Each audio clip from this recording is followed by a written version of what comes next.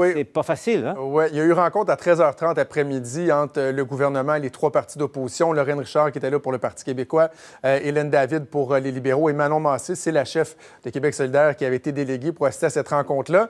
Et là, le récit qu'on m'en fait, c'est que, bon, tu sais, le CAQ parle d'une commission transpartisane comme mourir dans la dignité, mais ils ont oublié le terme transpartisan dans la commission transpartisane. On me dit qu'ils sont arrivés là avec un document d'information qui parlait très spécifiquement là, de la nomination des personnes responsables, président, vice-président, avec quelques noms, une courte liste, mais pratiquement mettant les oppositions devant le fait accompli, sans leur demander si, par exemple, eux avaient des noms à transmettre. Et ils en avaient des noms. Alors, moi, ce qu'on me dit, c'est que la réunion, elle s'est bien déroulée et que le gouvernement aurait réalisé qu'il doit réellement impliquer les partis d'opposition s'il veut que tout le monde soit associé à l'exercice, que ça se fasse en collaboration. Il y a d'autres noms qui ont été mis de l'avant. On parle d'une douzaine de noms pour l'instant, là, pour les 3 postes à pourvoir. Évidemment, Régine Laurent, notre collègue, on l'a mentionné, mais également André Lebon, Camille Bouchard. Ce sont des noms qui ont été mentionnés. D'autres noms qui sont moins connus, mais des gens qui ont une expertise. Le gouvernement qui a pris ça en note va revenir, mais il y a un message qui a été lancé au gouvernement. En fait, j'ai envie de dire 2.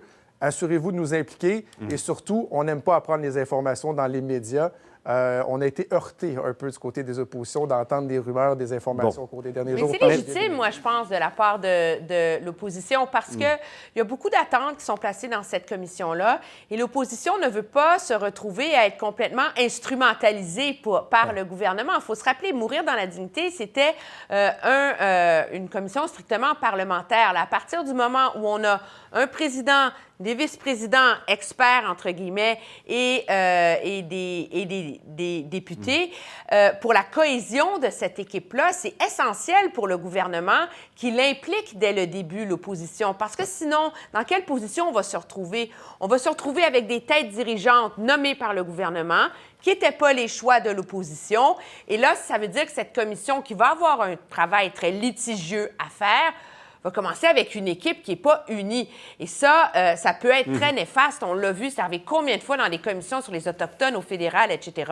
Alors, je pense que l'opposition a bien fait de rappeler le gouvernement à l'ordre et que le gouvernement ferait bien de les impliquer parce que si tout le monde part sur le même pied d'égalité, avec la même compréhension de la structure, bien, cette commission-là a davantage de chances de réussir.